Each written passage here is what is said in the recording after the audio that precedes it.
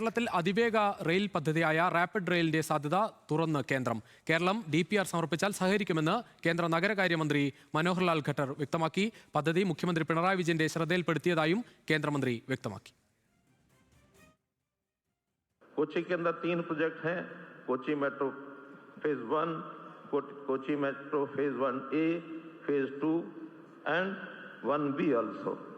सो इन सब प्रोजेक्ट्स में Kerala government and central government they are working together. हम लोगों ने ज्वाइंट JV के माध्यम से इस प्रकार का किया है काम. जस्ट नाउ चीफ मिनिस्टर साहब मुझे कह रहे थे कि RRTS rapid rail transport service के प्रोजेक्ट भी हमारे यहाँ आने चाहिए. मैंने कहा you give me the right in writing, I will necessarily उसका जो रिपोर्ट है DPR I will get it through और हम उसमें सहयोग करेंगे.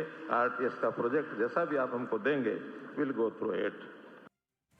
വിവരങ്ങളുമായി സഹിൻ ആന്റണി ചേരുന്നു കൊച്ചിയിൽ നിന്ന്. സഹിൻ, നേരത്തെ കേരളയിലുമായി ബന്ധപ്പെട്ട കാര്യങ്ങളിലൊക്കെ വലിയൊരു ഉടക്ക് കേന്ദ്രത്തിന്റെ ഭാഗത്തുനിന്ന് ഉണ്ടായിരുന്നു. പക്ഷേ ഇപ്പോൾ റാപ്പിഡ് റെയിലിന്റെ കാര്യത്തിൽ കുറച്ച് അനുകൂല സമീപനം ഉണ്ടാകുന്നു. റാപ്പിഡ് ആയാലും കേരളയിലായാലും വേഗത കൂടിയാൽ മതി. രുചീഷ്, അത് തന്നെയാണ്. അതായത് കേരളയിലാണെങ്കിലും റാപ്പിഡ് ആണെങ്കിലും വേഗത കൂടുക എന്നുള്ളൊരു കാര്യം തന്നെയാണുള്ളത്. എന്തായാലും റാപ്പിഡ് റെയിൽ പദ്ധതിക്കായി കേന്ദ്രം ഒരു വാതിൽ തുറന്നിരിക്കുന്നു എന്നുള്ളതാണ്.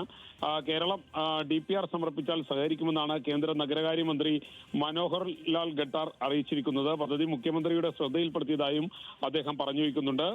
ഇത് കൊച്ചിയിൽ നടക്കുന്ന അർബൻ കോൺക്ലേവ് പരിപാടിയിലാണ് കേന്ദ്രമന്ത്രി ഈ പ്രഖ്യാപനം നടത്തിയത്. എന്തായാലും നേരത്തെ രുചീഷ് പറഞ്ഞതുപോലെ റാപ്പിഡ് റെയിലിനുള്ള ഒരു സാധ്യതയാണ് കേന്ദ്രം ഇപ്പോൾ തുറന്നു വെച്ചിരിക്കുന്നത്. രുചീഷ്, പ്രത്യേകിച്ച് സഹിൻ, കേരളത്തിലെ യാത്ര, അത് നമ്മൾ ഇപ്പോൾ ട്രെയിൻ യാത്ര നടത്തുന്ന ആളുകൾക്കറിയാം.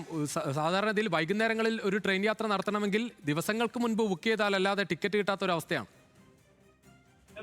തീർച്ചയായിട്ടും രുചീഷ്, അങ്ങനെ തന്നെയാണ്. അതായത് നമുക്കറിയാം, രുചീഷ് സൂചിപ്പിച്ചതുപോലെ തന്നെ ഒരു ട്രെയിൻ യാത്ര എന്ന് പറയുന്നത് ജനത്തെ സംബന്ധിച്ചിടത്തോളം വലിയ ദുസ്സഹമാണ്. അതുകൊണ്ട് തന്നെയാണ് ഒരു കേരളയിൽ പദ്ധതിയെക്കുറിച്ച് കേരളം ആലോചിച്ചത്. പക്ഷേ അതിൽ വലിയ തടസ്സങ്ങൾ ഉണ്ടായിരുന്നു.